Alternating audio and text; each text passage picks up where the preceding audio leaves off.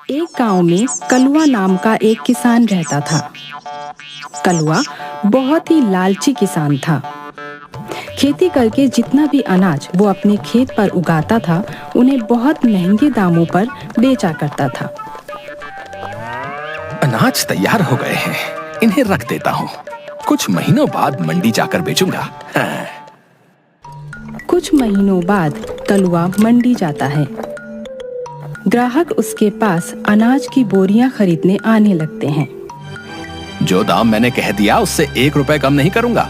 लेना हो तो लो, वरना जाओ। अरे भाई, कुछ तो कम करो। हैं? इतने पैसे तो पूरे बाजार में कोई नहीं लेता है भाई। हाँ तो जाओ, किसी और से ले लो। हैं? मैं तो इतने ही दाम पर बेचूंगा। तुम्हें पता है इस वक्त बाजार में ये अनाज किसी के पास नहीं, इसीलिए मनमाने दाम लगा रहे हो। वो सब मैं नहीं जानता। मैं जितना दाम बता रहा हूँ उसमें लेना हो तो लो, वरना जाओ। हाँ। बाजार में किसी और के पास अनाज न होने की वजह से सभी ग्राहक कलुआ को मुंह मांगी कीमत देकर अनाज खरीद रहे थे। शाम के वक्त कलुआ घर आता है। हे भगवान, आज बहुत थक गया। ग्राहक से बहस करके तो दिमाग ही खराब हो जाता है। तभी अंदर से कलुआ की पत्नी चंपा आती है। आ गए जी, लोगों को चूना लगाकर। हाँ चंपा, आज तो खूब कमाई हुई है।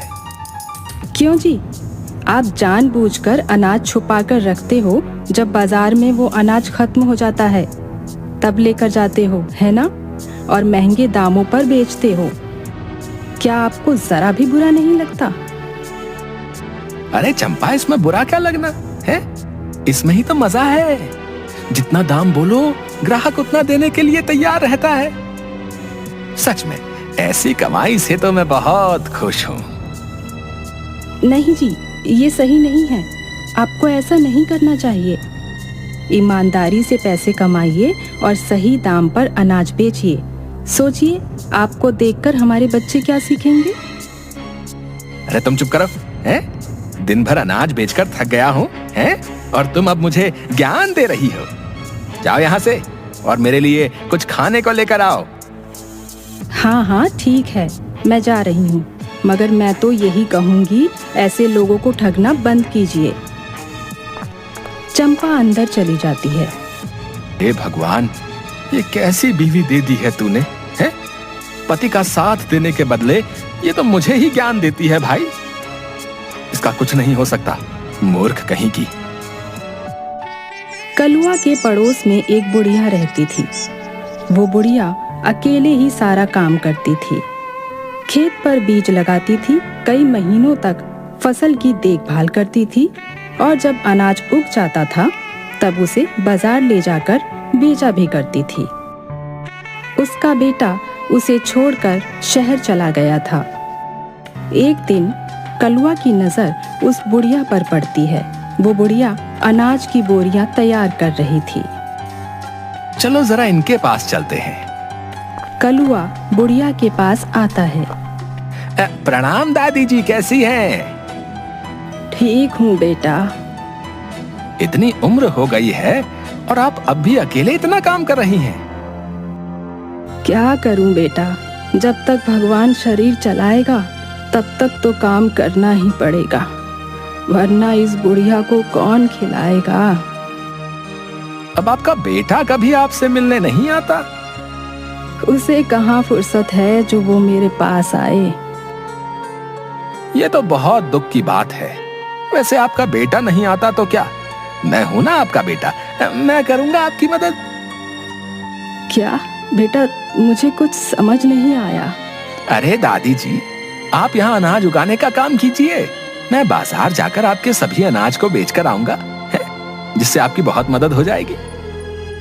अरे नहीं बेटा, मेरी वजह से तू क्यों परेशान होगा, रहने दे। नहीं दादी जी, इसमें परेशानी जैसी कोई बात नहीं है। ये काम तो मैं आराम से कर दूंगा। वैसे भी मैं अपना अनाज बेचने तो बाजार जाता ही हूँ। अच्छा ठीक है, जैसा तू कहे। ठीक है दादी जी, मैं कल ही इस अनाज को बाजार ले जाकर बेच देता हूँ। कलुआ घर आ जाता है। जी, आज आप अम्मा जी के पास क्या करने गए थे? तू अपना काम कर, हैं? मुझ पर ध्यान देना बंद कर। कलुआ मन ही मन बहुत खुश था। कलुआ अगले दिन उस बुढ़िया के पास जाता है। लाइए दादी जी, अनाज दीजिए, मैं बाजार जाकर इन्हें बेचकर आता हूँ, है? हाँ बेटा, ये लो। वाह, आज तो बहुत ही अच्छे दाम पर अनाज बिका है। शाम के वक्त कलुआ उदास होकर बुढ़िया के पास आता है। क्या हुआ बेटा, तुम उदास क्यों लग रहे हो? दादी जी, उदास होने की ही बात है। क्यों बेटा, क्या हुआ? अरे दादी जी, मैं अनाज बेचने तो बाजार गया, अनाज बिक भी गया, मगर उस अनाज के बदले बहुत ही कम पैसे मिले हैं। लोगों का कहना था कि अनाज अच्छा नहीं है। अरे बेटा, आज से पहले तो कभी ऐसा नहीं हुआ। हाँ? वही तो दादी जी, मैंने भी सभी को बहुत समझाया, मगर कोई समझने को तैयार ही नहीं था। ये लीजिए, इतने ही पैसे मिले हैं। अच्छा। अरे बेटा, ये तो बहुत ही कम रुपए हैं। जी दादी जी, बस इसीलिए मैं उदास हूँ। नहीं बेटा, इसमें तुम क्यों उदास हो रहे हो? कोई बात नहीं, तुमने तो अपनी ओर से मेहनत की है। अच्छा ठीक है, अब मैं जाता हूँ, है? अरे अरे नहीं बेटा, रुको, तुमने भी तो मेहनत की है। इन पैसों पर तुम्हारा भी अधिकार है। ये लो, इसमें से कुछ पैसे तुम भी रखो। अरे नहीं नहीं दादी जी, रहने दीजिए, रहने दीजिए। बेटा ले लो, इसमें तुम्हारी भी मेहनत है। कलुआ पैसे ले लेता है। कलुआ खुशी से घर आता है और सोचता है, वाह, आज तो मजा ही आ गया, महंगे दाम पर अनाज बेचकर। वो पैसे भी रख लिए, साथ ही साथ दादी ने अपनी ओर से भी पैसे दे दिए। भाई वाह वाह वाह वाह, क्या बात है कलवा तेरे, क्या बात है। अब हर रोज कलुआ यही करने लगता है और उस बुढ़िया को धोखा देकर बहुत पैसे कमाने लगता है। वो बुढ़िया कलुआ की चाल नहीं समझ रही थी। कलुआ को अच्छा समझकर वो उस पर भरोसा कर रही थी। उसी बाजार में चंदू नाम का एक किसान भी अपने अनाज बेचने आया करता था। वो हर रोज कलुआ को अनाज बेचते देखता था। आजकल तो ये बहुत बोरियां बेचने लगा है, इतना अनाज तो इसके खेत पर उगता भी नहीं। तुम्हें पता नहीं क्या, ये अपने पड़ोस वाली दादी जी के अनाज को भी बेचता है भाई। अच्छा, ऐसी बात है। चंदू बहुत अच्छा और ईमानदार इंसान था। वो सोचता है, ये कलवा तो एक नंबर का दुष्ट इंसान है। जरूर ये दादी जी को कम पैसे देता होगा और खुद ज्यादा पैसे रखता होगा। आज ही जाकर उनसे बात करता हूँ। चंदू उस बुढ़िया के पास आता है। प्रणाम दादी जी, सुना है आजकल कलवा आपके अनाज को बाजार ले जाकर बेचता है? हाँ बेटा, वो तो बहुत अच्छा है, मेरी मदद कर देता है। फिर तो आपकी अच्छी कमाई हो रही होगी। नहीं बेटा, दरअसल वो कहता है अनाज के दाम ज्यादा नहीं मिल रहे हैं, इसलिए बहुत कम ही रुपए मिल रहे हैं। अरे नहीं दादी जी, वो तो हर रोज अनाज को बहुत ही महंगे दामों पर बेचता है। अरे बेटा, ऐसा नहीं हो सकता। हाँ दादी जी, सच में। मैं भी बाजार में रहता हूँ और देखता हूँ, वो अनाज बहुत ही महंगे दामों पर बेचता है। जब कलुआ शाम के वक्त बुढ़िया को पैसे देने आता है, तब बुढ़िया उससे कहती है, बेटा आज अनाज से कितनी कमाई हुई? अरे दादी जी, आज भी वही हाल रहा, बहुत कम पैसे मिले हैं, बहुत कम।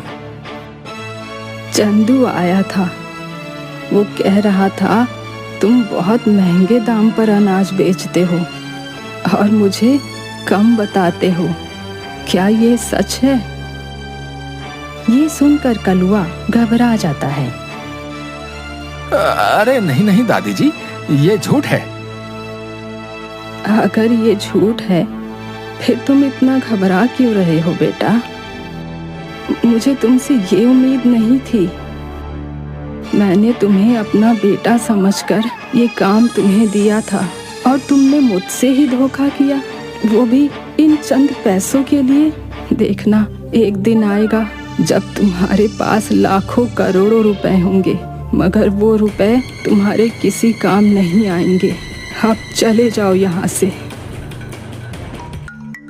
इस चंदू के बच्चे को तो मैं छोड़ूंगा नहीं। हाँ, मेरा अच्छा खासा काम बिगाड़ दिया।